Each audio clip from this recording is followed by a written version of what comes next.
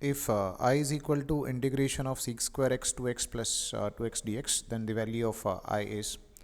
So here Rm is to find out the value of integration of sec square 2x dx.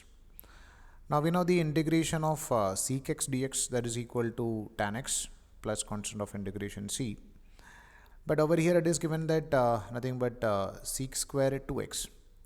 So what we'll do is we can just consider that this internal function 2x is a new variable, let's say that is t. Then if you're differentiating this equation, we'll get as 2 dx is equal to dt. So instead of dx, we can write this is equal to dt divided by 2. So this equation can be modified as nothing but integration of sec square. Instead of 2x, we can write it as t, and instead of dx, we can write as dt divided by 2. So this is in the form of 1 by 2 into integration of sec square t dt. And we know that integration of sec square t dt is nothing but tan t plus constant of integration c.